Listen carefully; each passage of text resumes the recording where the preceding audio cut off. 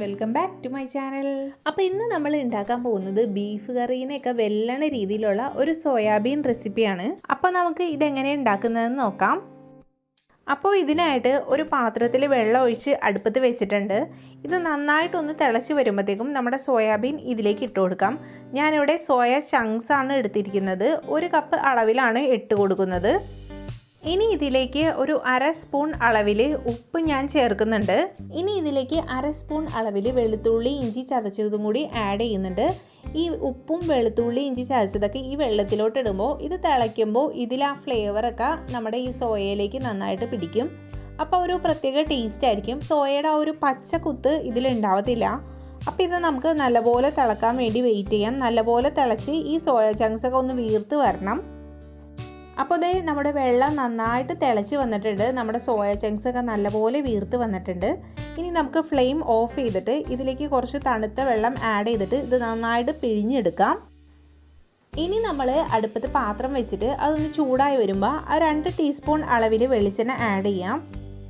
എണ്ണ ചൂടായി വരുമ്പോഴത്തേക്കും ഇതിലേക്ക് 1 സ്പൂൺ പെരിഞ്ജീരകം, 3 ഏലക്ക, 4 ഗ്രാമ്പു, ഒരു പിഞ്ച് സാജീരകവും ഇട്ടിട്ട് ഒന്ന് ചൂടാക്കിയെടുക്കാം. പിന്നെ ഇതിലേക്ക് നിങ്ങളുടെ കയ്യിൽ പട്ട ഉണ്ടെങ്കിൽ ഇടാവുന്നതാണ്.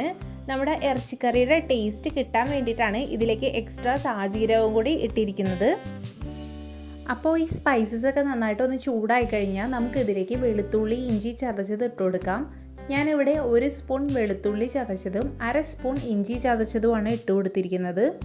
എന്നിട്ട് ഇതിൻ്റെ ആ പച്ചക്കുത്തും പച്ചമണവും ഒക്കെ മാറുന്നത് വരെ നമുക്ക് നന്നായിട്ട് വഴറ്റി കൊടുക്കാം.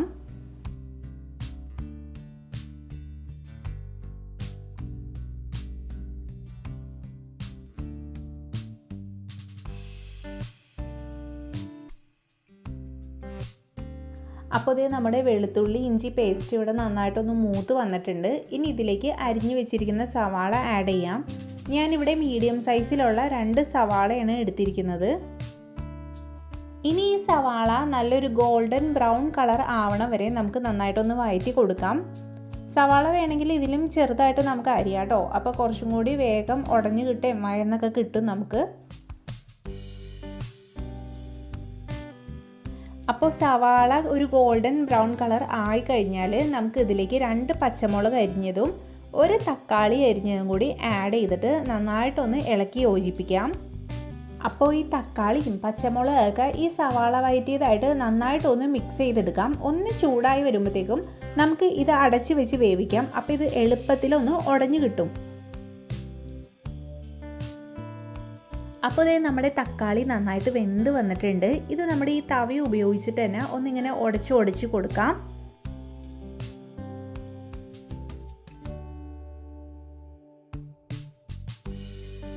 അപ്പോൾ ദേ ആ ഉടഞ്ഞ തക്കാളിയും സവാളയൊക്കെ നന്നായിട്ട് മിക്സായി വന്നിട്ടുണ്ട്. ഇനി ഇതിലേക്ക് നമുക്ക് മസാലപ്പൊടികളെ ആഡ് ചെയ്യാം. അപ്പോൾ ഇതിലേക്ക് ഞാൻ ഒരു 2 spoon Kashmiri chilli powder add ചെയ്യുന്നുണ്ട്. പിന്നെ ഇതിലേക്ക് 1 സ്പൂൺ മല്ലിപ്പൊടി ആഡ് ചെയ്യുന്നുണ്ട്. 1/2 സ്പൂൺ മഞ്ഞൾപ്പൊടിയും 1 സ്പൂൺ ഗരം മസാല കൂടി ഇതിലേക്ക് ആഡ് ചെയ്യുന്നുണ്ട്. ഗരം മസാലയ്ക്ക് പകരമായിട്ട് നിങ്ങൾക്ക് വേണമെങ്കിൽ ബീഫ് മസാലയും ആഡ് ചെയ്യാവുന്നതാണ്. അപ്പോൾ ഇനി ഈ മസാലപ്പൊടികളെല്ലാം നന്നായിട്ടൊന്ന് മിക്സാക്കി എടുക്കാം. എന്നിട്ട് ഇത് നന്നായിട്ടൊന്ന് ചൂടാക്കി എടുക്കണം. എന്നാലാണ് ഈ മസാലപ്പൊടിയുടെ പച്ചക്കുത്തും പച്ചമണവും ഒക്കെ ഒന്ന് മാറി കിട്ടത്തുള്ളൂ.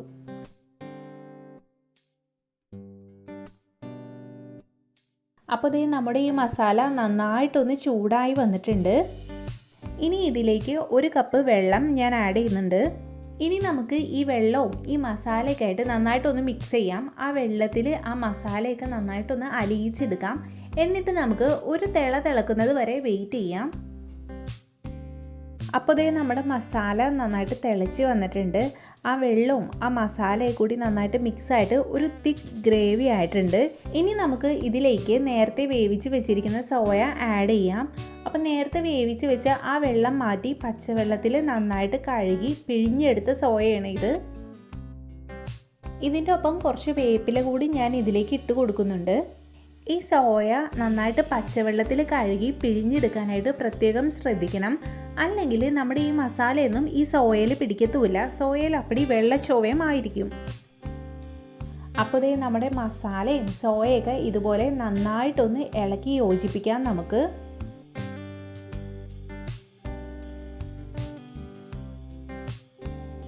ഇത് നന്നായിട്ട് മിക്സായി വരുമ്പോഴത്തേക്കും നമുക്ക് ഇതിലേക്ക് 1 കപ്പ് വെള്ളം കൂടി ആഡ് ചെയ്യാം.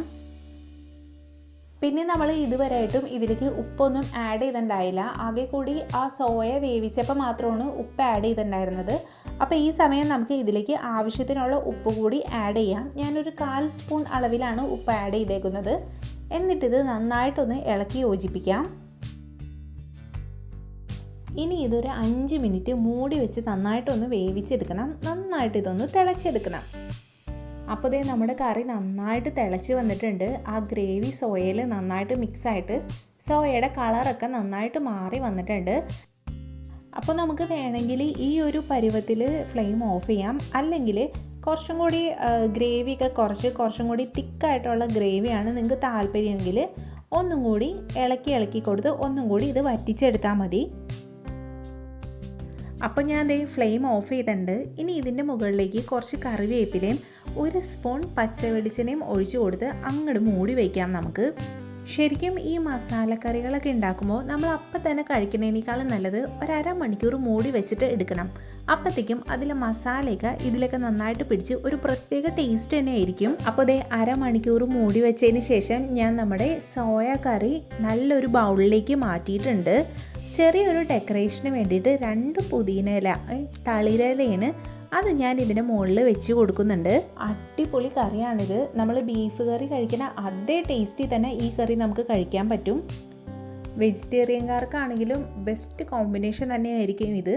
പിന്നെ നമ്മൾ നോൺ വെജുകാർക്ക് ബീഫ് എന്തിൻ്റെയൊപ്പം കഴിക്കണ്ടോ അതിൻ്റെയൊപ്പം ഇതും കഴിക്കാൻ പറ്റും. അത്രക്കും അടിപൊളി കിടിലൻ ടേസ്റ്റുള്ള റെസിപ്പിയാണിത്. അപ്പോൾ എല്ലാവരും ഇത് ട്രൈ ചെയ്ത് നോക്കണം. ട്രൈ ചെയ്തിട്ട് നിങ്ങളുടെ അഭിപ്രായങ്ങൾ കമൻറ്റുകളായിട്ട് അറിയിക്കണം. അടിപൊളി എന്ന് പറഞ്ഞാൽ അടിപൊളി റെസിപ്പിയാണ്. നല്ല ടേസ്റ്റ് തന്നെ ആയിരിക്കും. നിങ്ങൾ എന്തായാലും ട്രൈ ചെയ്ത് നോക്കണം. പിന്നെ നമ്മുടെ ചാനൽ ഒന്ന് സബ്സ്ക്രൈബ് ചെയ്യാൻ മറക്കരുത്. തൊട്ടടുത്തുള്ള ബെല്ലൈക്കൺ കൂടി പ്രസ് ചെയ്തേക്കണം. പിന്നെ നിങ്ങൾക്ക് എന്തെങ്കിലും റെക്കമെൻഡേഷൻസ് ഒക്കെ ഉണ്ടെങ്കിൽ ഒന്ന് കമൻറ്റുകളായിട്ട് അറിയിക്കണം. പിന്നെ നമുക്ക് ഇൻസ്റ്റഗ്രാമിലും അക്കൗണ്ട് ഉണ്ട്. അപ്പോൾ അതുകൂടി ഒന്ന് ഫോളോ ചെയ്ത് സപ്പോർട്ട് ചെയ്യണം. അപ്പോൾ അടുത്തൊരു കിടിലൻ വീഡിയോ ആയിട്ട് കാണുന്നവരെ ബായ്.